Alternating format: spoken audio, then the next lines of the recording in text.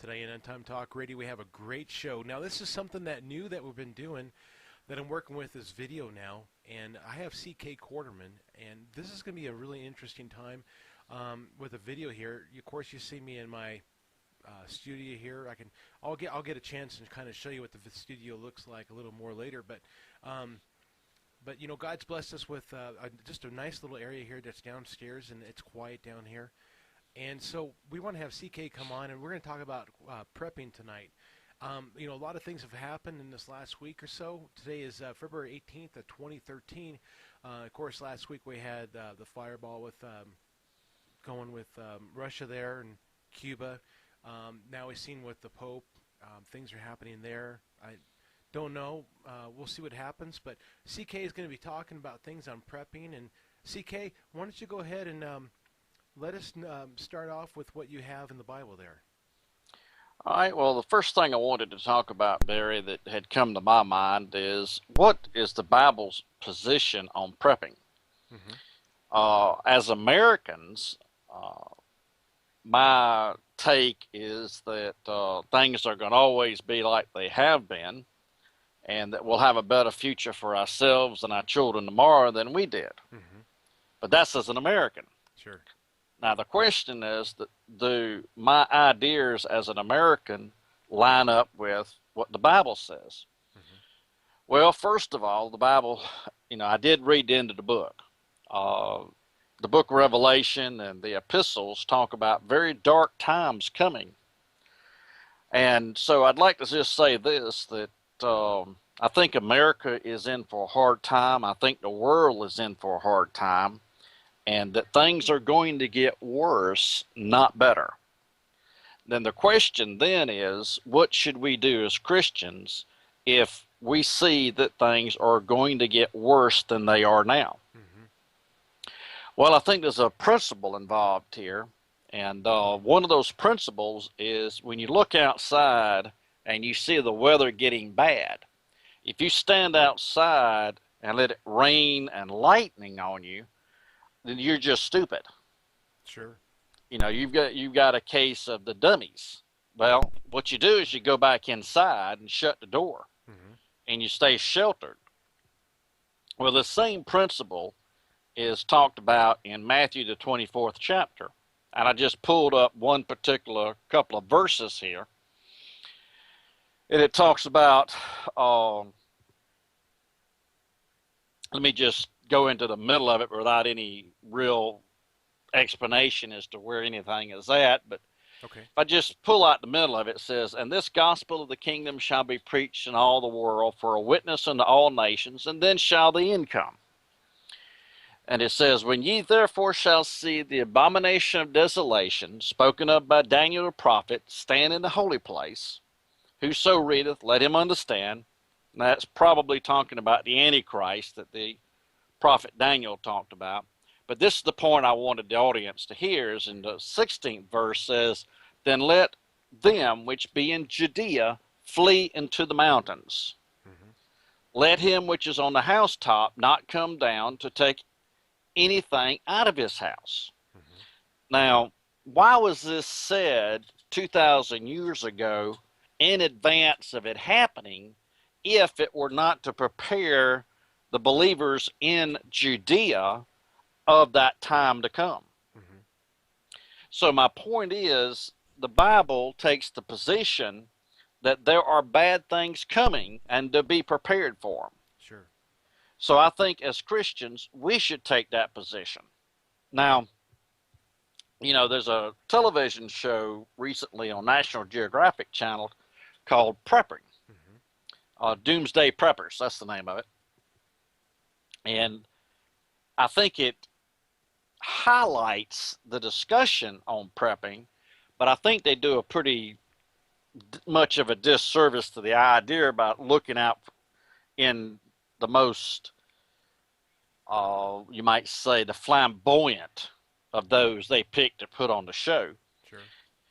You know, and I think from a Christian standpoint, when you start talking about prepping, there are a couple of things you have to deal with. And one of those things is, what is your purpose? And then secondly, how are you going to do it? And if you do this, are you going to share your preps with anybody else? Mm-hmm. So there are a lot of people like these doomsday preppers. They're getting ready to protect what they've put aside. Now, I'm not sure from a Christian standpoint exactly how that fits. I just know that if we have an abundance, we have to be the light and salt into the earth, which I think tells us that we're going to have to share some of our preps with other people if we come to that time that we have put aside things and we need to use those things. So I think what I'm trying to say in a long roundabout way is the reason for prepping is so that we as Christians can go through a hard time, have a little bit left over that we can be the light unto the world. Sure. I see great darkness coming here in the United States and in the world at large. Now, there are three positions, or perhaps really four positions, on the rapture. And we don't have to all agree upon the timing of the rapture, but I think what I'd like to say is that no position on the rapture from a biblical perspective states that we're not going to go through something difficult before it happens. Mm-hmm. You know, there are people in Africa, in the Middle East, and different countries of the world which are going through severe persecution right now. Mm-hmm. And some of that may even come to the United States before everything is over with. Mm-hmm. You know, being a Christian does not come with a get out of trouble tag. Yeah. Yeah. You know, it's not like playing Monopoly and, you know, you get to land on the get out of all kind of trouble spot. So the same reason that we build a house to shelter us from the weather, to get out of the weather, is the same reason we should be putting beside more than what we would normally put aside to have extra food, clothing, and materials to get us through hard times. Now, we've seen these catastrophes recently with these hurricanes and storms, and it's evident the federal government cannot take care of us. Yes. Therefore, we have to be prepared to take care of ourselves. I think the last thing I read, the federal government was mandating that we should have 3 or 4 days of supplies set ahead. And if that's the federal government telling you to do that, how can you possibly think that you could just ignore such things? Sure. You know, I think as Christians, we need to start where we're at, but start putting beside and ahead of us food and supplies so that when those things are not readily available, we have some extra. Mm-hmm. Well, and as I listen to the local radio station here, KGAB here in Cheyenne, and I hear people call in quite a bit. Now, mainly things are more political, but as I see things are going, of course, now CK, excuse me, we've seen things with ammo shortages. People are really starting to get a hint that there's some things that are starting to happen. Um, there's a majority of people that still don't have a clue, that are still kind of out to lunch, if per se. And the reason why I want to do this show is that so often people listen to a show, I believe, at times, and not all the time, but there's times that, and I myself too, listen to a show just to listen to a show, and that's why we want to do this show, that you're not listening to it, but that you'll be willing to get out there and do something, because you can help somebody. Because, CK, God may put on your heart to do something and maybe buy something I might need, and vice versa, and we can help each other out. Of course, I'm not really a carpenter. I've been learning a few things, but maybe something else I can help out. They can help me, vice versa, because we're coming to a point where you can't run to the TV, or you can't run to the store just to get what you want. Yeah, there's statistics that is showing that we could face some very severe food shortages in the future. Now, those statistics don't even take into account biblical passages talking about famine. Sure. They don't even take into account the fact that the earth is groaning and moaning, waiting for the manifestation of the sons of God. Hmm. So, when I look at the earth today and the earth changes that are taking place, the earthquakes, the prevalency of earthquakes are greater now than they ever have been. Yes. Even here in our country, a 3 on the Richter scale won't even get noticed anymore. Hmm. And states like Nevada and Oklahoma and Arizona that you'd never heard of having rattles, Sure. or having rattles. North Carolina, South Carolina, even on the far extremes of the coast are having these little rattles. So much so that we don't even count them anymore. Unless it's a 5 or 6, you don't even hear about it in the news anymore. Yeah. And the earth itself, the lack of a better way, I like to use the word, it's beginning to revolt against the sin that is in it. Yes.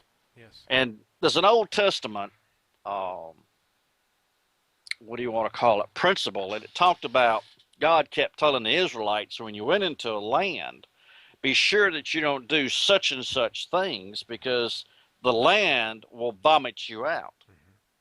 Now, as we go into the time of Jacob's trouble, or we might just simply say the book of Revelation, we see God beginning to take an active part in disasters that are taking place. Hmm.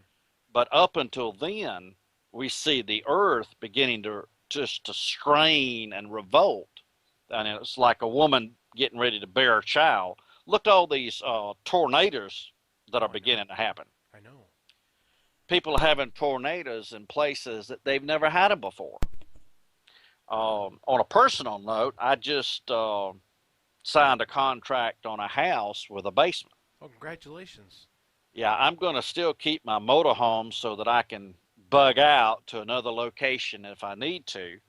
But on my everyday living, I'm going to be staying where there's a basement. If bad weather comes, I'm going to go get in the basement Yeah. because I just think things are going to get worse to worse to worse. And I don't want to be like an average American that goes about his daily life and has these blinders on that tomorrow is going to be just as good as it is today. Hmm. I want to be the fellow that has thought about it and prepared and put some things behind. Like I think the Bible talks about in Proverbs, it says, "Go to the ant, thou sluggard, and Hmm. learn."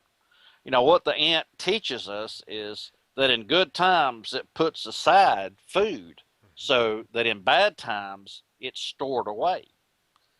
And I think that's a principle today that is more important than it's ever been.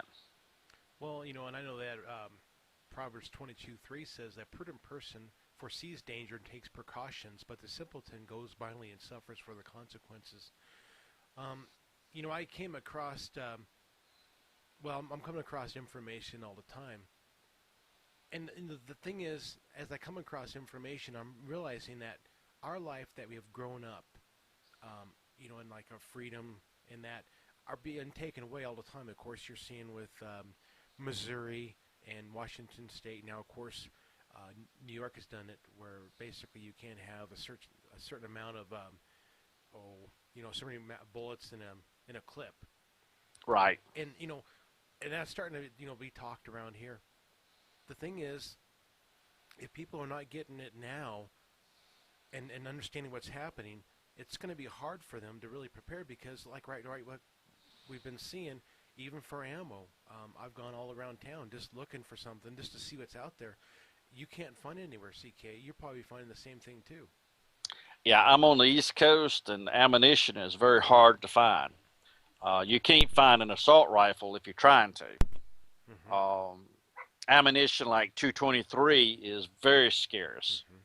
Hmm. Your 22 caliber, you'd have never thought would have been scarce. I go to the range, and they don't even have any that they can sell you to shoot on the range. Wow. You know what? Now I did find out if I go through Walmart's website and then go to the sports department and type in ammo, they'll let you know what they have in stock at that time. So you don't have to keep walking down there and saying, okay, you guys got this. And I actually did go down to Walmart